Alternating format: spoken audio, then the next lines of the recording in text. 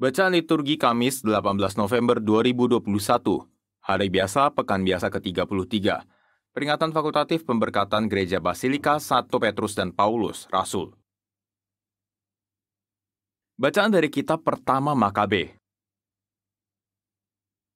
Pada masa pemerintahan Raja Antiochus Epiphanes, orang-orang Yahudi dipaksa meninggalkan ketetapan hukum Taurat.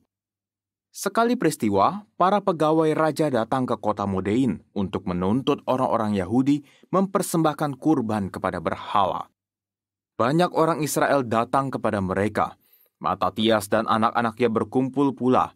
Pegawai raja itu angkat bicara dan berkata kepada Matatias, "Saudara adalah seorang pemimpin, orang terhormat dan pembesar di kota ini, dan lagi didukung oleh anak-anak serta kaum kerabat. Baiklah saudara sekarang juga maju ke depan sebagai orang pertama untuk memenuhi ketetapan raja. Hal ini telah dilakukan semua bangsa, bahkan juga orang-orang Yehuda dan mereka yang masih tinggal di Yerusalem. Kalau demikian, niscaya saudara serta anak-anak saudara termasuk dalam kalangan sahabat-sahabat raja dan akan dihormati dengan perak, emas, dan banyak hadiah." Tetapi Matatias menjawab dengan suara lantang, "Kalaupun segala bangsa di lingkungan wilayah raja mematuhi perintah Sri Baginda dan masing-masing murtad dari agama nenek moyangnya serta menyesuaikan diri dengan perintah Sri Baginda, namun aku serta anak-anak dan kaum kerabatku hendak tetap hidup menurut perjanjian nenek moyang kami. Semoga Tuhan mencegah kami meninggalkan hukum Taurat serta peraturan-peraturan Tuhan. Titah raja itu tidak dapat kami taati. Kami tidak dapat menyimpang sedikit pun dari agama kami."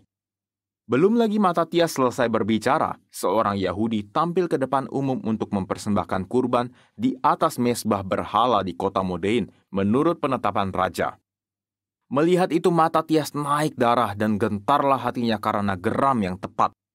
Disergapnya orang Yahudi itu dan digoroknya di dekat mezbah. Petugas raja yang memaksakan kurban itu pun dibunuhnya pada saat itu juga. Kemudian mezbah itu dirobohkannya. Tindakannya untuk membela hukum Taurat itu serupa dengan yang dahulu pernah dilakukan oleh Pinehas terhadap Zimri bin Salom. Lalu berteriaklah Matatias dengan suara lantang di kota Modein, "Siapa saja yang rindu memegang hukum Taurat dan berpaut pada perjanjian, hendaknya mengikuti aku." Kemudian Matatias serta anak-anaknya melarikan diri ke pegunungan. Segala harta miliknya di kota ditinggalkannya. Demikianlah sabda Tuhan, syukur kepada Allah. Siapa yang jujur jalannya akan menyaksikan keselamatan yang dari Allah. Siapa yang jujur jalannya akan menyaksikan keselamatan yang dari Allah. Yang Maha Kuasa Tuhan Allah berfirman dan memanggil bumi, dari terbitnya matahari sampai kepada terbenamnya, dari Sion, puncak keindahan, Allah tampil bersinar. Siapa yang jujur jalannya akan menyaksikan keselamatan yang dari Allah.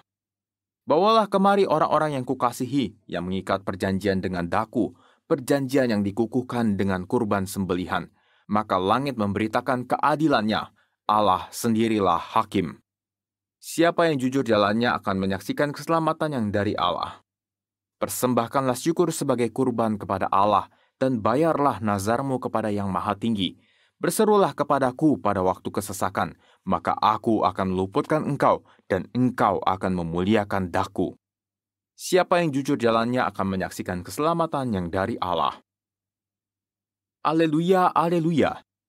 Hari ini janganlah bertegar hati, tetapi dengarkanlah suara Tuhan. Aleluya.